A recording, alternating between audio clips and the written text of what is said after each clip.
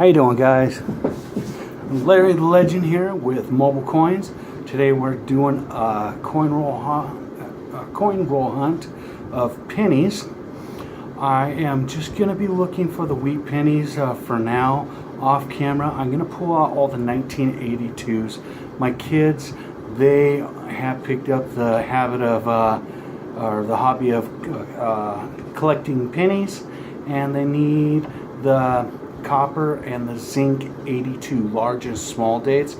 So I'm going to pull out all the 1982s, and I will teach the kids properly how to distinguish the two dates and the two different types of metal. So I'm going to go ahead and start opening up the coins, and I will show you all the wheat pennies that I pull out, and at the end I will have a final tally of everything that comes out. Thank you.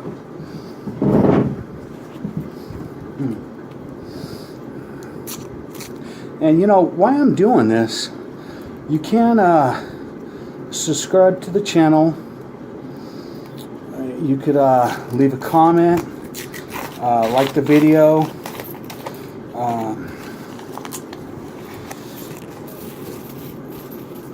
Let me know what you think. I'm just I'm new to this. Don't have a lot of experience. I'm kind of learning as I'm going along.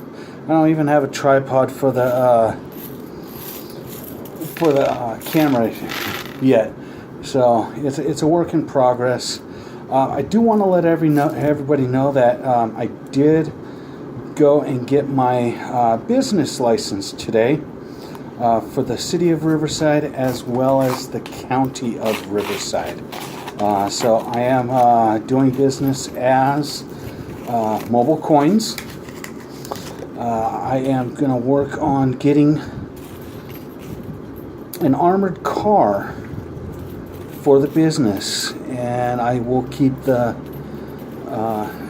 be able to keep my inventory with me at all times as I go coin roll hunting, doing appraisals and lot acquisitions. I'll be the first company to, do this. So I think being mobile and not having the overhead of a brick and mortar building, and being able to go where the market is, I think it's a pretty good idea. The only payment that I would have would be, of course, replenishing inventory as I sell it, and gas, and of course paying for the armored car itself. I did get some quotes, about $30,000. It's not something that, everybody should just, I want to get an armored car just because I think it's cool. There's a lot of maintenance that goes into an armored car, more than you would think. And in the long run, it's actually more expensive having the armored vehicle than it is having a regular vehicle. But for what I will be using it for, it's actually gonna pay off in the long run, because I don't have to have a brick and mortar building. I don't have to pay for the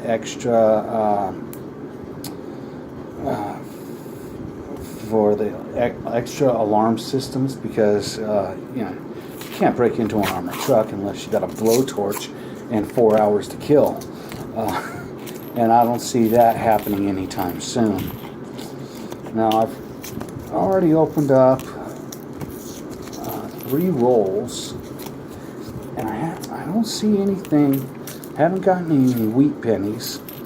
So what I'm going to do is I'm going to go ahead and pause the video, and if I come across anything, I'll start it back up and show you what I've discovered. Alright, we'll be back. Okay, guys, I am about 15 rolls in. And I open up this roll and I see one wheat penny. going to be my first wheat penny. It's very slick. This one is going to be a 1919 plain. So there we go. I don't know if you can see that. 1919 plain date. So first one, it's in the teens. All right, let's keep on going. I'll go ahead and open a few of these live before I shut it down again. And I don't want this video to, to be too long. I want you to see that I'm actually, getting what I say I'm getting, and I'm not just, planting coins in here. There's, I really have no reason to plant any coins. This is a hobby, but I'm also in the business as well, so nothing in that roll.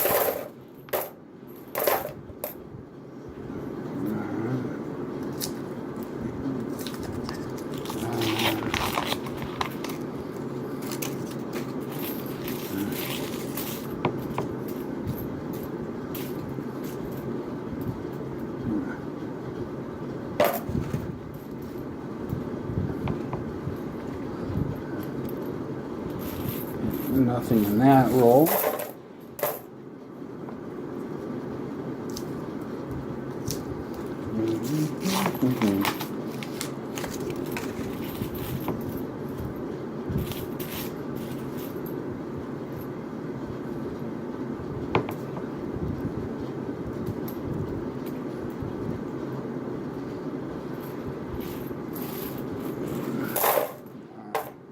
Nothing in that roll. Like I said, I'm going to go back through the coins off camera.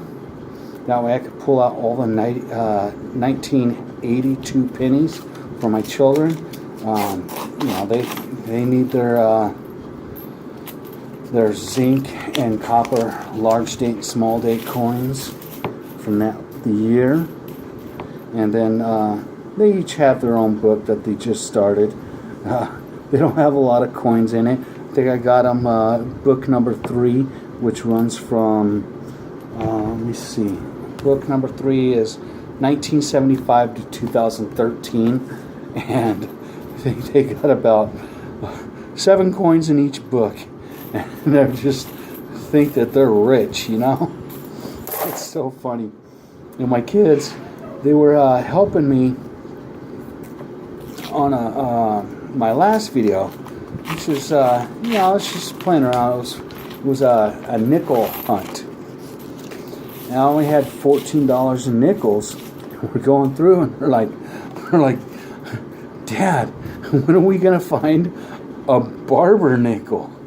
And every time they said that, I just had to chuckle to myself because, as all of us know, there's no such thing as a barber nickel. So I had to explain that to them. I thought it was funny. I got a little kick out of that.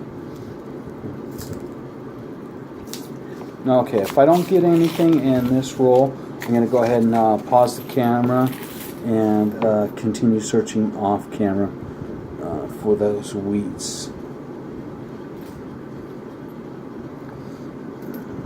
And I noticed this box. There's not a lot of copper in this box. I mean, this is like a newer box. Not a lot of copper. Okay, nothing in this box, so I'm going to go ahead and pause the camera. If anything else pops up, I will go ahead and come back on and show you what I've got.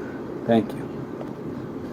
Okay, guys, exactly 4 rolls after that, I opened up this roll and I found a steel Canadian cent.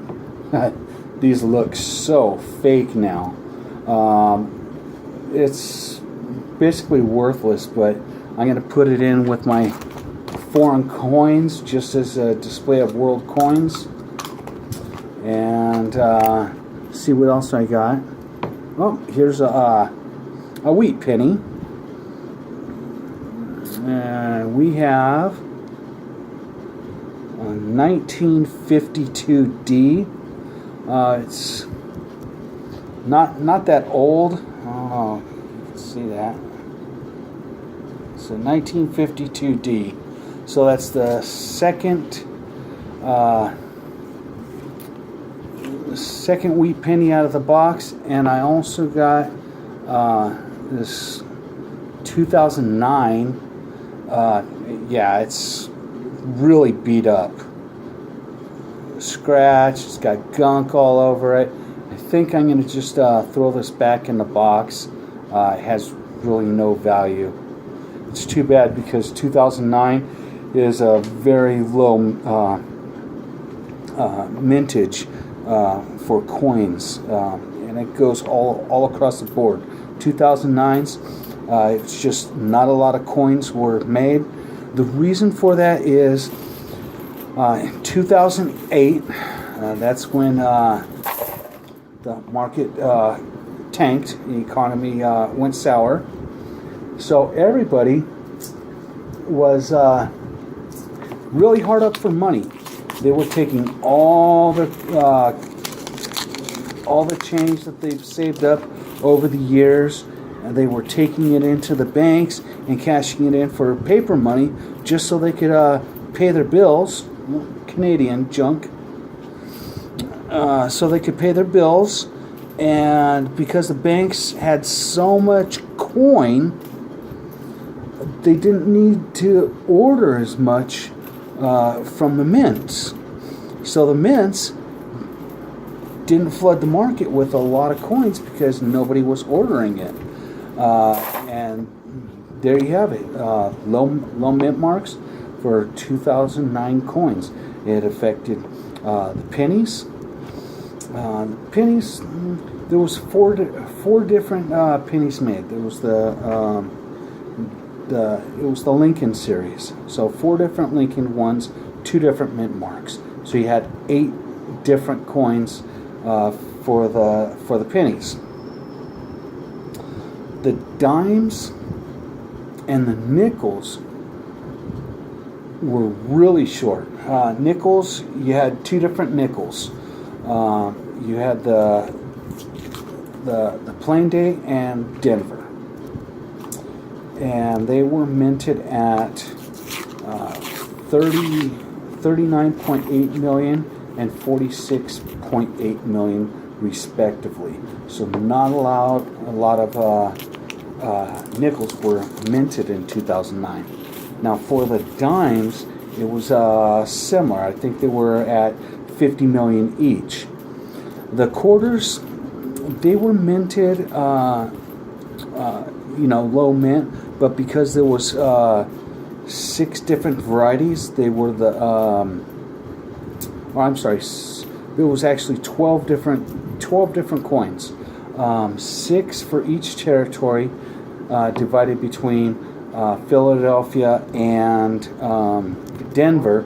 You got 12 coins altogether that were minted for the quarters. So even though it was a low mint year for the quarters, you still will find a handful of the 2009s. They are, harder to get, but they're still out there. Now on that roll, not only did I get the Canadian penny, but I also found this wheat penny. This wheat penny, it is a 1953D. So that's going to be the 3rd one coming out of this box. Alright, let's get our next roll. And see what we got here. Alright. I was in the first part of this box. I was like, man, I'm not getting anything. And I thought this was going to be a horrific box. I mean, it still has the potential of being horrific, but at least I got a few wheats out of it so far. But as far as like the other coins, 2009s, not seen them. And again, I will go through all these coins off camera for the 1982s for my children. I am going to be pulling out the coppers and also looking for any errors that might be in the coins as well. Alright, if there's nothing in this roll, I will pause it again and keep going off camera, just so this video doesn't wind up being 3 hours long. I mean, I know it's boring to begin with, but I don't want to bore you to death. Alright, so nothing here. I'll catch you back in a little bit if I find something interesting to show you. Thank you. Alright guys, we have 10 rolls to go, and I just opened up this one. I know there's one wheat in here for sure. I'm looking for the looking through the rest of the roll just to see if there's anything else in here worth mentioning. Okay, so here's that wheat.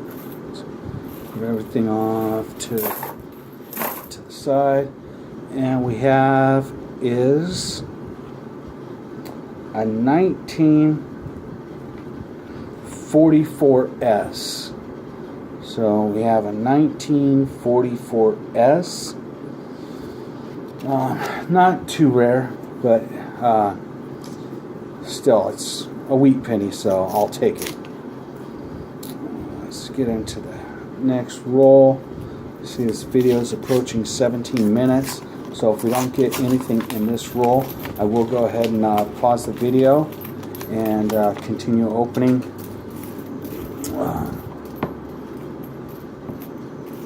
Let's see. We have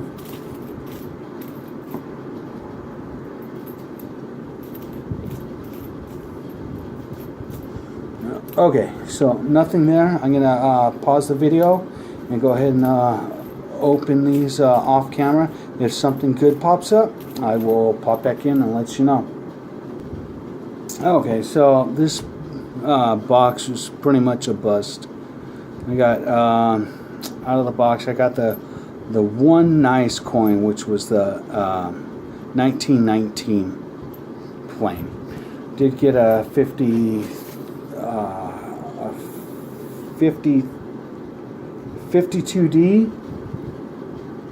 the 53D, and the 44S. Did get 3 Canadian pennies, a total of 4 of the 2009 pennies, and 3 out of the 4 were just really beat up, so they're going back. The only one that was really nice was this 2009S. It's in really nice shape, so I will go ahead and be keeping this one. Alright, so if you like that video, please send me a like. Please comment, let me know what you think, and subscribe to my channel. As I said before, I am new to this. I am getting better. In fact, I do have a tripod coming here. It'll be here within the next couple days, so I'll be able to film better. You know, as time goes on, the quality of my videos will get better. So please subscribe, like, share, and leave a comment. Thank you. Here's Larry Legend signing off for Mobile Coins. Thank you.